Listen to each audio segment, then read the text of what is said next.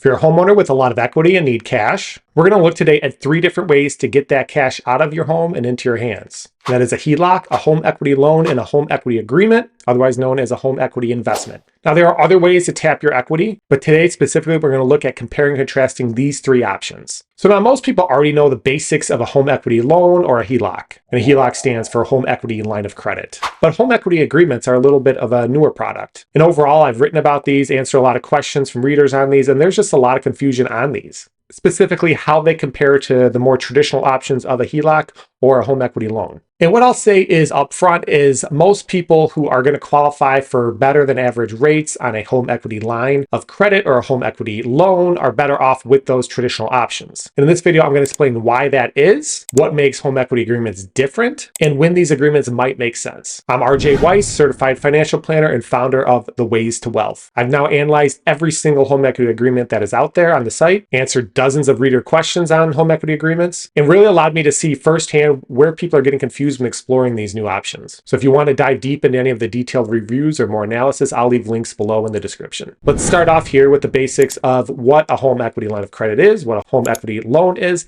and what a home equity agreement is. A HELOC or a home equity line of credit, it's best to think of it almost like a credit card you get that is attached to your house. When you apply and get approved, you get a credit limit from the lender on these loans, and you can borrow as much or as little as you like up to the limit they give you. For the first 5 to 10 years, you're usually only paying interest only on these, so you're not paying down the principal. And after a certain time frame, then you start paying the principal and the interest back in full. One other thing to keep in mind here is with these agreements, usually that interest rate is a variable interest rate. So when interest rates are high, you're going to make a higher payment. When interest rates are low, that payment is going to lower. So a home equity loan is more straightforward than a HELOC. It's essentially like another mortgage on your home. You get one lump sum of cash up front, but more common than not, these have a fixed interest rate. And then you have the same payment every month. You're going to know exactly what you're going to owe and for how long. And that can range from anywhere between 5 and 30 years on these loans. So a home equity agreement is far different from both of these options. So you're not taking out a loan necessarily here. The right way to think of it is that you're selling a future slice of your home. So there's no monthly payments on these, which sounds very appealing to many. But the thing to know here is you're often giving up a bigger slice of your home in the future than you're giving up now. So this isn't a simple one-to-one exchange where, say, you're selling 10% of your home now and going to pay 10% of your home back at a future date with the appreciation.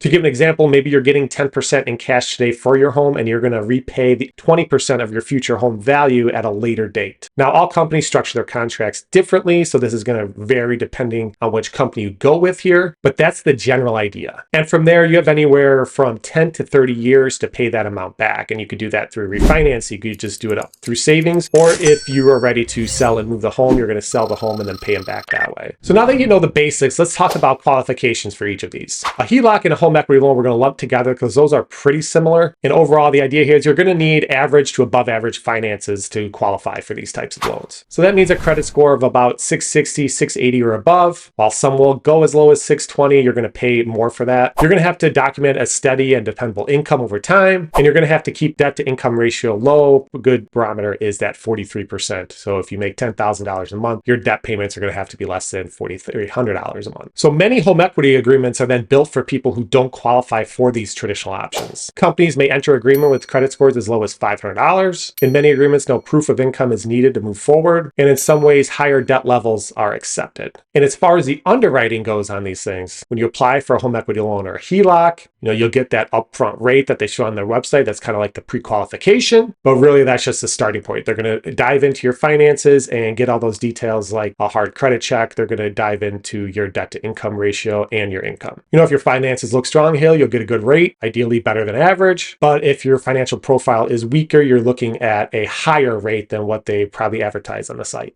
Home equity agreements work a bit differently because you're not just comparing an interest rate and fees, but still your financial profile can affect the actual offer that you get from the company. And with, say, a weaker financial profile, you may have to share more of your home's future appreciation upon entering the agreement. So where these things both are similar is when you look at online calculators and so forth, most of those are showing kind of like the better than average average rates or better than average terms. So they're assuming you have a good credit score, solid finances, and so forth. But if your profile is riskier, those rates or the agreement may change and not look as good once you enter that. So keep in mind here with HELOCs and home equity loans, you really can't compare apples to apples from one company or one lender to the next. So the big things you're going to be looking at are things like your interest rate, the fees up front, the payment terms, and whether there's prepayment penalties. So most banks just structure these in very similar ways. So make choosing between these and evaluating options from provider to provider pretty simple.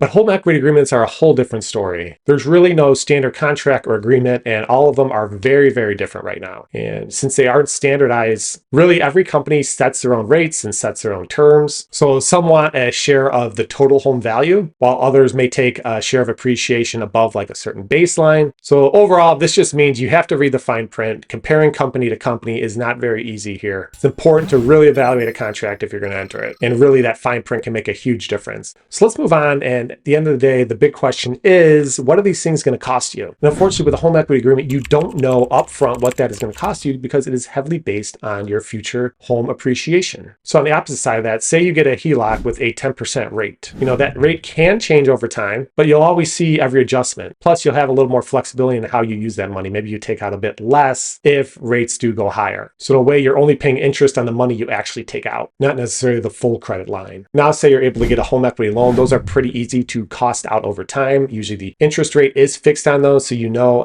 going to make this many payments over this amount of time, and this is how much it's going to cost me. You can save a little, and if you like, and if your financial situation allows for it, in terms of prepaying that home equity loan. So with the home equity agreement, the cost is going to depend heavily on your future home value. So you do have some control over how long you keep that agreement in place. And that's why I'll talk a little bit about having an exit plan on this home equity agreement. But there's a lot less control over how much your home appreciates. If we're going to be talking about costs here, one of the things I want to point out about these home equity agreements, if you're evaluating the contract, is that these agreements tend to have what are called effective annual interest rate caps. These are different terms in each of the agreements. For example, let's say a company gives you $100,000 up front and they have a 20% annual cap. That means in the first year, the most you'd ever pay back is $120,000. In year two, it could grow by another 20% on top of that. So the max you'd owe would be $144,000, and it just keeps compounding every year. So it's just important to understand this cap going forward and what that can mean for your payback period. Some caps go as low as 12% with a high financial profile, but mostly they sit around 18 to 20% of effective annual interest rate. So from a financial perspective, when this uncertainty might be worth it for you to enter a home equity agreement, or when you're something like facing a foreclosure and need to get cash out to pay your mortgage, you need to make a essential or critical home repair, and really there's no other financing you can get, or you truly cannot qualify for traditional options. In these situations, you really want to run the numbers and have expected costs and have an exit plan. Let's now move into talking about monthly payments, because really these things are very different in how they treat monthly payments and cash flow short term. So a lot of people look at these home equity agreements because they can't afford the monthly payments of, say, a home equity loan, or can't even afford the interest, or can't qualify for a HELOC. And at the end of the day, if a monthly payment on a HELOC or a home equity loan isn't affordable, that's often a sign of a bigger financial issue. And a home equity agreement doesn't necessarily make that go away, and the bill potentially could be a lot higher down the road. So this is something you need to plan for. So when we put all these things together, when do these options start making sense? So a home equity loan, those are best when you need a specific amount for a one-time expense. Your cash flow situation can afford a very predictable expense right away. You qualify for traditional financing. With a HELOC, these work well when you have staggered expenses. So these are maybe like a phased renovation you're doing over 1 or 2 or 3 years. You only want to pay interest on what you borrow. You can handle some variable rates and payment changes that may come with that, and potentially you could pay this off during the draw period. On the other hand, home equity agreements should really only be considered if you don't qualify for good terms under traditional lending. The money is not going to a very critical cause. These aren't for, say, a nice bathroom upgrade or a new car. These are for more critical, essential financial emergencies that are going to avoid bigger problems down the road. And arguably most importantly, you have a clear exit plan of to what this agreement is going to cost you and how you're going to get out of it. So that all said, some questions that to ask yourself before entering any one of these agreements is, one, if you can qualify based on what we talked about, what lenders are looking for